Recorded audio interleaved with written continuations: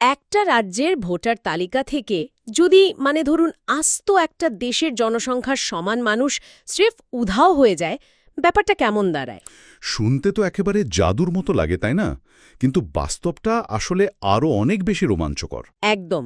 আজকের এই বিশেষ বিশ্লেষণে আমরা ঠিক এমনই একটা অভাবনীয় ঘটনা ডিকোড করতে যাচ্ছি, যেখানে প্রায় ৯০ লক্ষ ভুয়া ভোটার বাতিল হওয়ার পর ভারতের রাজনৈতিক মানচিত্রটা একেবারে খোলনলসে বদলে গেছে। আর এই পরিবর্তনটা তো কোনো সাধারণ রাজনৈতিক পালাবদল নয়। ২০২৬ সালের মে মাসে ভারতের বিভিন্ন রাজ্যের নির্বাচনের যে ফলাফল সামনে এসেছে তা পরিষ্কার প্রমাণ করে যে দশকের পর দশক ধরে গড়ে ওঠা অজেয় রাজনৈতিক দুর্গগুলো কিভাবে আচমকা ধসে পড়তে পারে। ঠিক তাই। আর এই ঐতিহাসিক রদবদলের পেছনের আসল মেকানিজমটা কী ছিল, সেটাই আজ আমরা আলোচনা করব।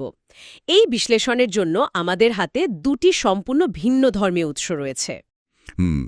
একটা হলো জলমান ভাষায় লেখা অত্যন্ত গভীর একটি বিশ্লেষণমূলক প্রতিবেদন, যেটা মূলত পশ্চিমবঙ্গের রাজনৈতিক ইতিহাস এবং প্রাতিষ্ঠানিক কাঠামোর ফাঁকফোকরগুলো নিয়ে আলোচনা করেছে। হ্যাঁ, আর অন্যদিকে রয়েছে হিন্দি ভাষার একটা দীর্ঘ রাজনৈতিক ধারাভাষ্য বা বিশ্লেষণ, যা সারা ভারতের নির্বাচনী ফলাফলের একটা খুব বিস্তৃত মাঠ পর্যায়ের চিত্র তুলে ধরেছে। তবে মূল আলোচনায় ঢোকার আগে একটা বিষয় একটু স্পষ্টভাবে উল্লেখ করা প্রয়োজন। আমাদের হাতে থাকা এই উৎসগুলোতে কিন্তু বামপন্থী এবং ডানপন্থী উভয় দিক থেকে অত্যন্ত জোরালো, সংবেদনশীল এবং তীব্র রাজনৈতিক দাবি রয়েছে। একদম ঠিক বলেছেন। যেহেতু উৎসগুলোতে অত্যন্ত মেরুকৃত কিছু দাবি রয়েছে, তাই আজকের এই তথ্য অনুসন্ধানে আমরা সম্পূর্ণ নিরপেক্ষ অবস্থান বজায় রাখছি। হ্যাঁ, ব্যক্তিগতভাবে কোনো পক্ষ নেওয়া বা কোনো মতাদর্শকে সমর্থন করার কোনো উদ্দেশ্য আমাদের নেই। ঠিক, আমাদের মূল কাজ হল কেবল এই ভিন্ন ধর্মী উৎসগুলো থেকে নিখাত ডেটা আর বিশ্লেষণগুলো তুলে ধরা। তথ্যগুলো কিভাবে মূল্যায়ন করা হবে সেই বিচার করার ভার সম্পূর্ণভাবে শ্রোতাদের নিজস্ব দৃষ্টিভঙ্গির ওপরই থাকছে। তো এই অভূতপূর্ব রাজনৈতিক পটপরিবর্তনের কেন্দ্রবিন্দু থেকেই শুরু করা যাক। আর সেই কেন্দ্রবিন্দুটি হল পশ্চিমবঙ্গ। বাপরে, পশ্চিমবঙ্গের ডেটাগুলো তো আক্ষরিক অর্থেই যে কোনো রাজনৈতিক বিশ্লেষককে চমকে দেওয়ার জন্য যথেষ্ট। হিন্দি উৎসটি যে পরিসংখ্যান দিচ্ছে তা রীতিমতো অবিশ্বাস্য। হ্যাঁ, পরিসংখ্যানটা সত্যি চোখ কপালে তোলার মতো। ২৯৪ আসনের বিধানসভায়, যার মধ্যে ২৯৩টি আসনে ভোট গণনা চলছে, সেখানে ভারতীয় জনতা পার্টি বা বিজেপি ১৯২ থেকে ১৯৩টি আসনে এগিয়ে আছে। একটু পেছনের দিকে তাকালে দেখা যায় ২০২১ সালের নির্বাচনে এই দলটির আসন সংখ্যা ছিল মাত্র ৭৭। আর এবার ভাবা যায়। ঠিক। অন্যদিকে টানা ১৫ বছর ধরে চরম দাপটের সঙ্গে ক্ষমতায় থাকা তৃণমূল কংগ্রেস প্রায় ১২০টির মতো আসন হারিয়েছে। তারা মাত্র ৯৫ থেকে ৯৬টি আসনে এসে থমকে গেছে। ও বাবা, এই বিপুল ব্যবধানের হারজিত তো শুধু কোনো সাময়িক প্রতিষ্ঠান বিরোধী হওয়া হতে পারে না। একেবারে না। জার্মান উৎসটি এই পতনের একটা বিশাল ঐতিহাসিক প্রেক্ষাপট ব্যাখ্যা করেছে। প্রতিবেদনটিতে মনে করিয়ে দেওয়া হয়েছে যে এই ১৫ বছরের তৃণমূল কংগ্রেসের শাসনের আগে পশ্চিমবঙ্গে প্রায় ৪০ বছর ধরে জ্যোতি বসুর নেতৃত্বে কমিউনিস্ট শাসন ছিল। আচ্ছা। আর জার্মান বিশ্লেষণটিতে একটা অত্যন্ত চাঞ্চল্যকর দাবি করা হয়েছে। সেখানে বলা হচ্ছে যে সেই ৪০ বছরের শাসনামল মূলত রাজনৈতিক সন্ত্রাস বা ধরুন টেরারের ওপর ভিত্তি করে টিকেছিল, যা পরবর্তীকালে তৃণমূল কংগ্রেসও উত্তরাধিকার সূত্রে গ্রহণ করে। এখানেই আমার একটা প্রশ্ন জাগে। এই ৫৫ বছরের শাসনকে তো একটা শতবর্ষী বিশাল বটগাছের সাথে তুলনা করা যায়, তাই না? হ্যাঁ, দারুণ একটা তুলনা। একটা বটগাছ যার শিকড় মাটির অনেক গভীরে, সমাজের প্রতিটি স্তরে চলে গেছে।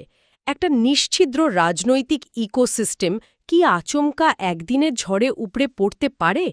কিভাবে একটা ১৫ বছরের অটুট রাজনৈতিক দুর্গ এত দ্রুত ভেঙে পড়ল? এর পেছনের আসল মেকানিজম বা কলকাঠিটা ঠিক কী ছিল সেটা খুঁজতে গিয়ে জার্মান এবং হিন্দি দুটো উৎসই একটা অত্যন্ত সুনির্দিষ্ট কাঠামোগত বিষয়ের দিকে আঙুল তুলেছে। আর তা হল ভোটার তালিকা। ভোটার তালিকা মানে জালিয়াতি? হ্যাঁ, জার্মান উৎসটি সরাসরি দাবি করছে যে তৃণমূল কংগ্রেসের এই একচেটিয়া ক্ষমতার একটা বড় ভিত্তি ছিল বাংলাদেশ থেকে আসা অবৈধ অভিবাসী এবং রোহিঙ্গাদেরকে ভুয়া কাগজপত্র দিয়ে ভোটার বানানো। আচ্ছা, আমি একটা ব্যাপার ঠিক মেলাতে পারছি না। রাজনৈতিক দলগুলো তো একটু আধটু কারচুপি করিয়েই থাকে, এটা নতুন কিছু নয়। কিন্তু এর প্রভাব ঠিক কতটা বড় হতে পারে যে আজ তো একটা সরকারই পড়ে যাবে? প্রভাবের মাত্রাটা বুঝতে হলে আপনাকে সংখ্যাটার দিকে তাকাতে হবে। উৎসটি জানাচ্ছে এবার মোদী সরকার এবং নির্বাচন কমিশন ভোটার তালিকা সংশোধনের জন্য অত্যন্ত কড়া পদক্ষেপ নেয়। আর এই প্রক্রিয়ায় শুনলে অবাক হবেন, প্রায় 90,01,000 অর্থাৎ 9.01 মিলিয়ন বা 91 লাখ ভুয়া ভোটারের নাম তালিকা থেকে বাদ দেওয়া হয়েছে। তো একটা দেশের জনসংখ্যার সমান মানুষ একটা রাজ্যের ভোটার তালিকা থেকে উধাও হয়ে যাওয়া। একদম তাই। কিন্তু প্রশাসনিকভাবে এত বড় একটা জালিয়াতি ধরা পড়ল কিভাবে? নির্বাচন কমিশনের এই পদ্ধতিটাকে বলা হয় সামারি ইনস্টিটিউশনাল রিভিশন বা SIR। এর মাধ্যমে মূলত বাড়ি বাড়ি গিয়ে অত্যন্ত কড়াকড়ির সাথে ভোটারদের বাস্তব অস্তিত্ব যাচাই করা হয়। ও আচ্ছা, মানে ফিজিক্যাল ভেরিফিকেশন। ঠিক, যাদের আধার কার্ড, রেশন কার্ড বা ঠিকানার প্রমাণপত্রে অসঙ্গতি ছিল তাদের নাম নির্দয়ভাবে বাদ দেওয়া হয়েছে। একটা নির্বাচনের গাণিতিক হিসাব পাল্টে দেওয়ার জন্য এই 90 লক্ষ ভুয়া ভোটার বাদ পড়াই সবচেয়ে বড় ফ্যাক্টর হিসাবে কাজ করেছে। হিন্দি উৎসতে কিন্তু এই ভুয়া ভোটার বাতিল হওয়া নিয়ে দারুণ কিছু মাঠ পর্যায়ের বিবরণ ছিল। হ্যাঁ, ওই যে কার্ড ফেলে দেওয়ার ব্যাপারটা। একদম। সেখানে বলা হচ্ছে, যখনই এই ভোটার তালিকা পরিষ্কার করার প্রক্রিয়া শুরু হলো, তখন নাকি একটা হুল্লোস্থুল পড়ে গিয়েছিল। পুকুরের জলে, জলাশয়ে বস্তা বস্তা ভুয়া ভোটার কার্ড আর আধার কার্ড ফেলে দেওয়া অবস্থায় পাওয়া গেছে। হ্যাঁ, যেন প্রমাণ লোপাট করার একটা মরিয়া চেষ্টা। আর এই প্রশাসনিক কড়াকড়ি যে শুধু খাতায় হিসাব পাল্টায়নি, সাধারণ মানুষের জীবনে এর প্রভাব কতটা গভীর ছিল তার একটা চমৎকার উদাহরণ হিন্দি উৎসে আছে। কোন উদাহরণটা? সেখানে ৪৫ থেকে ৫০ বছর বয়সী এক ব্যক্তির ঘটনা উল্লেখ করা হয়েছে, যিনি জীবনে এই প্রথমবার নিজের ভোট নিজে দিতে পেরেছেন। বাপরে! হ্যাঁ, কারণ এর আগে নাকি সবসময় তার ভোট অন্য কেউ দিয়ে দিত। ৪৫ বছর বয়স পর্যন্ত একজন মানুষ জানেনই না নিজের ভোট দেওয়ার অনুভূতি কেমন। এটা তো যে কোনো গণতান্ত্রিক কাঠামোর জন্য একটা চরম লজ্জার বিষয়। তবে এখানে আমার একটা খটকা লাগছে। কি রকম? শুধু ভোটার তালিকা পরিষ্কার করলেই তো আর মানুষ হঠাৎ করে স্বতঃস্ফূর্তভাবে ভোট দিতে চলে আসে না। মাঠে ঘাটে যে ভয়ের পরিবেশ থাকে, সেটা তো আর খাতায় কলমে মোছা যায় না। একদম সঠিক জায়গাটিতে আঘাত করেছেন। প্রশাসনিক পদক্ষেপের পাশাপাশি মনস্তাত্ত্বিক পরিবর্তনটা বুঝতে হলে আমাদের ৫ বছর আগের নির্বাচনের দিকে তাকাতে হবে। ২০২১ সালের নির্বাচন। হ্যাঁ, জার্মান উৎসটি বলছে গত বিধানসভা নির্বাচনে ব্যাপক সহিংসতা হয়েছিল। সেখানে অত্যন্ত স্পষ্টভাবে দাবি করা হয়েছে যে বিজেপি প্রার্থীদের মৃতদেহ গাছে ঝুলন্ত অবস্থায় পাওয়া যেত। বাপরে, গা শিউরে ওঠার মতো অবস্থা। ঠিক, সেগুলোকে আত্মহত্যা বলে চালানো হলেও আদতে সেগুলো ছিল রাজনৈতিক প্রতিপক্ষকে ভয় দেখানোর জন্য পরিকল্পিত খুন বলে উৎসের দাবি। বিরোধী নেতাদের কোনো রাজনৈতিক র্যালি করার বা ধরুন কেন্দ্রীয় নেতাদের হেলিকপ্টার নামানোর অনুমতি পর্যন্ত দেওয়া হতো না। তার মানে সমাজে একটা ফিয়ার সাইকোসিস বা চরম আতঙ্কের পরিবেশ তৈরি করে রাখা হয়েছিল, যাতে কেউ টু শব্দ করতে না পারে। তাহলে এবার সেই জমানো ভয়ের দেওয়ালটা ভাঙল কিভাবে? এর মূল অনুঘটক ছিল কেন্দ্রীয় বাহিনীর ব্যাপক এবং সুপরিকল্পিত উপস্থিতি। জার্মান উৎস অনুযায়ী এবার বিপুল সংখ্যক কেন্দ্রীয় পুলিশ বাহিনী মোতায়েন করা হয়েছিল, যারা একেবারে বুথ স্তর পর্যন্ত শান্তি ও শৃঙ্খলা নিশ্চিত করেছে। আচ্ছা, আর হিন্দি উৎসটা তো এই বিষয়ে একটা পয়েন্ট যোগ করেছে, তাই না? হ্যাঁ, হিন্দি উৎসটি এখানে একটা গুরুত্বপূর্ণ তথ্য যোগ করেছে।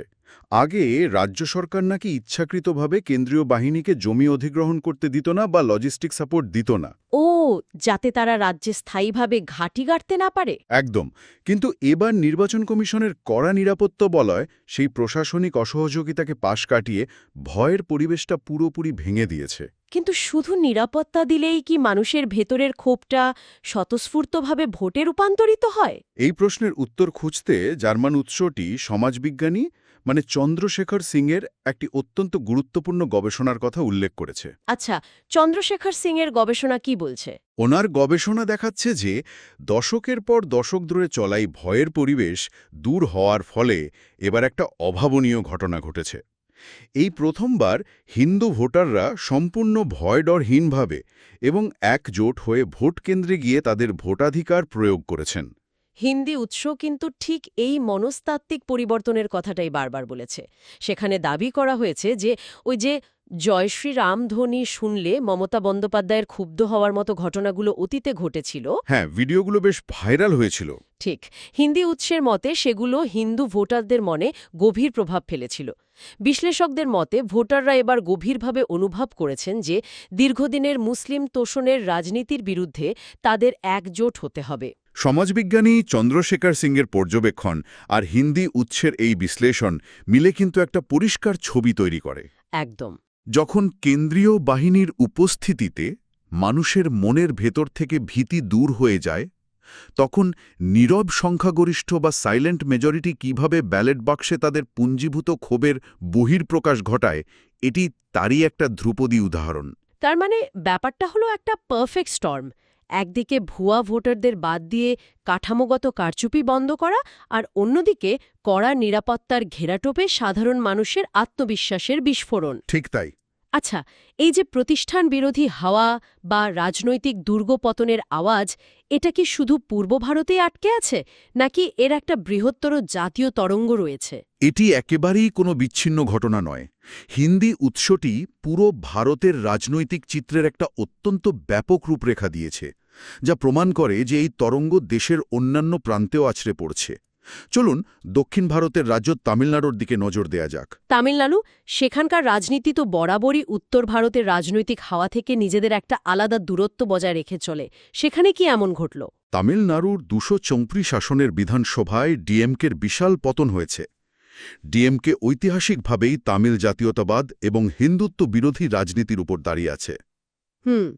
হিন্দি উৎসটি মনে করিয়ে দিচ্ছে যে সম্প্রতি ডিএমকে নেতা, বিশেষ করে স্টালিনের ছেলে, সনাতন ধর্ম এবং হিন্দুদের নিয়ে যে তীব্র নেতিবাচক মন্তব্য করেছিলেন, তার একটা কড়া রাজনৈতিক মূল্য তাদের এবার চোকাতে হচ্ছে। আচ্ছা, ফলাফল কি দাঁড়ালো? তারা ক্ষমতা থেকে ছিটকে মাত্র ৫৭টি আসনে নেমে এসেছে। বাপরে! সনাতন ধর্ম নিয়ে মন্তব্যের এই রাজনৈতিক ব্যাকল্যাশটা খুব ইন্টারেস্টিং। তার মানে সংস্কৃতির উপর আঘাত তামিলনাড়ুর মতো জায়গাতেও একটা বড়সড় মেরুকরণ তৈরি করেছে। কিন্তু ডিএমকের এই শূন্যস্থানটা পূরণ করছে কে? এখানেই রয়েছে সবচেয়ে বড় চমক। সেখানকার অত্যন্ত জনপ্রিয় অভিনেতা বিজয়ের নতুন রাজনৈতিক দল টিভিকে ১০৮টি আসনের দিকে এগোচ্ছে। ও, অভিনেতা বিজয়। হ্যাঁ, আর তাদের সাথে বিজেপির জোটসঙ্গী এডিএমকে ৫৯ থেকে ৭০টি আসনে জয়ী হওয়ার পথে। এডিএমকের এই উত্থান এবং টিভিকের মতো নতুন শক্তির আবির্ভাব তামিলনাড়ুর রাজনীতিতে একটা বড় ধরনের ভূমিকম্প ঘটিয়েছে। মুখ্যমন্ত্রী হেমন্ত বিশ্ব শর্মার নেতৃত্বে বিজেপি ১২৬টি আসনের মধ্যে ৯৮টি পেয়ে একেবারে নিরঙ্কুশ সংখ্যাগরিষ্ঠতা অর্জন করেছে। সেখানে কংগ্রেস আটকে গেছে মাত্র ২৬টি আসনে। আচ্ছা, এখানে কি কোনো বিশেষ প্রচারণার প্রভাব ছিল? হিন্দি উৎসটি এখানে একটা খুব আকর্ষণীয় বিষয় তুলে ধরেছে। রাহুল গান্ধী নাকি নির্বাচনী প্রচারণায় এসে সরাসরি হুমকি দিয়েছিলেন যে ক্ষমতায় এলে তারা হেমন্ত বিশ্ব শর্মাকে জেলে পাঠাবেন। আর তার ফলাফল কি হলো? আসামের মানুষ বিপুল ভোটে বিজেপিকে ফিরিয়ে এনে কার্যত সেই হুমকিরই কড়া জবাব দিয়েছে বলে হিন্দি উৎসটি দাবি করছে। উন্নয়ন আর সংস্কৃতির যে ন্যারেটিভ হেমন্ত বিশ্ব শর্মা তৈরি করেছিলেন, তার সামনে কংগ্রেসের এই আক্রমণাত্মক বক্তব্য ধুপে টেকেনি। বুঝতে পারলাম। আচ্ছা, কেরালাতেও তো একটা অদ্ভুত রাজনৈতিক পট পরিবর্তন ঘটেছে।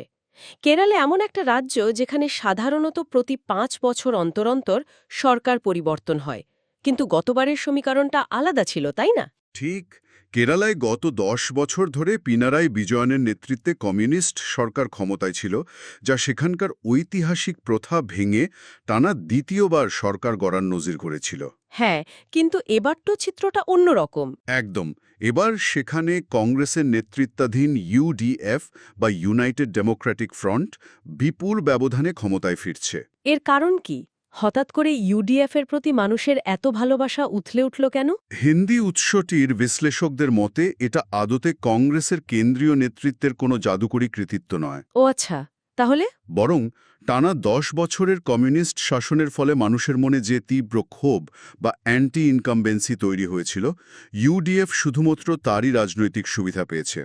দীর্ঘদিনের শাসনের ফলে যে প্রাতিষ্ঠানিক অহংকার তৈরি হয়, মানুষ তারই জবাব দিয়েছে। পুদুচেরিতেও তো ক্ষমতার হাতবদল হচ্ছে শুনলাম। সেখানে এনডিএ বা বিজেপি জোট 15টি আসন নিয়ে সরকার গঠন করতে চলেছে। এই পুরো ভারতের মানচিত্রটা দেখলে একটা জিনিস খুব স্পষ্ট হয়ে ওঠে। হ্যাঁ, হিন্দি উৎসটি তো শুধু এই 2026 সালে নির্বাচন নয়, একটা বড় প্যাটার্ন বোঝানোর জন্য সাম্প্রতিক অতীতের কিছু নির্বাচনের উদাহরণও টেনে এনেছে। যেমন ধরুন দিল্লির কথা। ঠিক, জাতীয় স্তরে বিজেপির সম্প্রসারণ বোঝাতে উৎসটি দিল্লির কথা উল্লেখ করেছে, যেখানে অরবিন্দ কেজরিওয়ালকে সরিয়ে রেখা গুপ্তা মুখ্যমন্ত্রী হয়েছেন। আর মহারাষ্ট্রে দেবেন্দ্র ফড়নবিসের ক্ষমতায় ফেরা। পাশাপাশি হরিয়ানা ও বিহারেও বিজেপির সাম্প্রতিক বিজয়ের কথা বলা হয়েছে। একদম, সব মিলিয়ে হাতে গোনা কয়েকটি জায়গা ছাড়ে পুরো ভারতের মানচিত্রেই এখন গেরুয়া শিবিরের একটা বেশ বড় আধিপত্য দেখা যাচ্ছে। এই বিভিন্ন রাজ্যের পতন এবং ক্ষমতার হাতবদলের গল্পগুলো শুনতে শুনতে আমার হিন্দি উৎসে বলে একটা দারুণ তুলনার কথা মনে পড়ে গেল। কোন ঘটনাটির কথা বলছেন? উৎসটি রাজনৈতিক অহংকার বোঝাতে মহারাষ্ট্র এবং পশ্চিমবঙ্গের দুই শীর্ষ নেতার পতনের মধ্যে একটা অদ্ভুত সাযুজ্য টেনেছে। ওই যে মহারাষ্ট্রে অভিনেত্রী কঙ্গনা রানাউতের বাড়ি ভাঙার বিখ্যাত ঘটনাটা। ওহ হ্যাঁ, ওই সময়কার শিবসেনা নেতা সঞ্জয় রাউতের সাথে কঙ্গনার বাগবিতণ্ডা। ঠিক, হিঙ্গে উৎসটি মনে করিয়ে দিচ্ছে কঙ্গনা চ্যালেঞ্জ ছুড়ে বলেছিলেন, আমি মুম্বাই আসছি, যা উপরে ফেলার ফেলে নিও।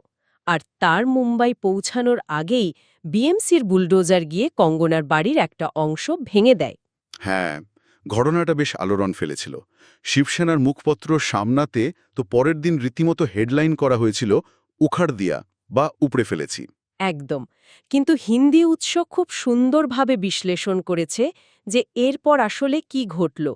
একজন সাধারণ নাগরিকের বাড়ি উপড়ে ফেলতে গিয়ে উদ্ধব ঠাকুরের নিজেরই মুখ্যমন্ত্রীর চেয়ার উপড়ে গেল। দলটাও দুটুকরো হয়ে গেল। হ্যাঁ, এমনকি নিজের দলের পৈতৃক প্রতীকটুকুও হাতছাড়া হয়ে গেল। হিন্দি উৎসটি বলছে ঠিক একই রকম ক্ষমতার অহংকার বা অ্যারোগেন্স দেখা গিয়েছিল পশ্চিমবঙ্গের শাসক দলের মধ্যেও।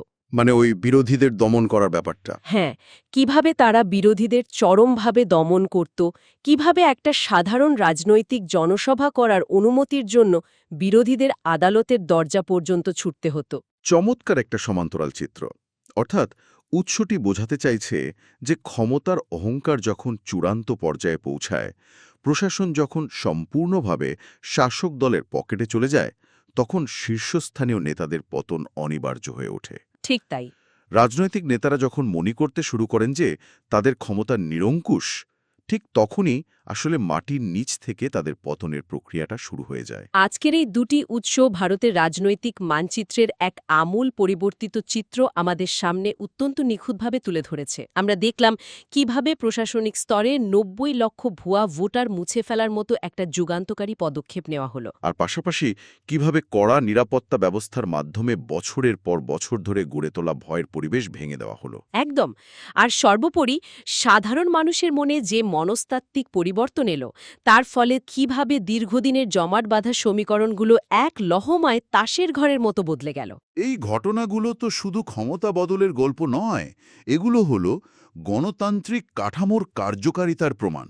যখন কাঠামোগত ফাঁকফোকরগুলো শক্ত হাতে বন্ধ করা হয়, তখন সাধারণ মানুষের আসল রায় বা ম্যান্ডেট কিভাবে বেরিয়ে আসে, এটা তারই একটা ধ্রুপদী উদাহরণ হয়ে থাকবে। আর ঠিক এই জায়গাতেই আজকের আলোচনা শেষে একটা গভীর চিন্তার বিষয় উঠে আসে। আজকের উৎসগুলো থেকে এটা পরিষ্কার যে প্রশাসনিক কঠোরতা এবং সত্যি নিরপেক্ষ নির্বাচন ব্যবস্থা যদি নিশ্চিত করা যায়, তবে 15 বছর হোক বা 40 বছরের যে কোনো অজেয় বলে মনে হওয়া রাজনৈতিক দুর্গ রাতারাতি ধসে পড়তে পারে। এটি বিশ্বজুড়ে যে কোনো গণতান্ত্রিক ব্যবস্থার জন্যই একটা বড় শিক্ষণীয় বিষয়। হ্যাঁ, এই বাস্তবতা যদি সত্যি হয়, তবে গণতান্ত্রিক বিশ্বে কোনো রাজনৈতিক দলই কি আর নিজেদের ক্ষমতাকে চিরস্থায়ী বা অজেয় বলে দাবি করার সাহস পাবে? মনে তো হয় না। চারপাশের কোলাহলের বাইরে থাকা ওই যে নীরব ভোটাররা, যারা দিনের পর দিন সব অবিচার নীরবে লক্ষ্য করে, হয়তো তারা আসলে যে কোনো সময়ে যে কোনো শক্তিশালী ইমারত ধসিয়ে দেওয়ার চূড়ান্ত ক্ষমতা রাখে। প্রশাসনিক স্বচ্ছতা শুধু সেই নীরবতাকে ভাঙার একটা সুযোগ করে দেয় মাত্র। একদম সঠিক কথা। বিষয়টি নিয়ে ভাবনার অবকাশ রয়েই যায়। আজকের মতো আমাদের এই গভীর তথ্য অনুসন্ধান এখানেই শেষ হচ্ছে। চারপাশের বদলাতে থাকা এই রাজনৈতিক এবং সামাজিক সমীকরণগুলোর দিকে সবাই নজর রাখবেন। ভালো থাকবেন।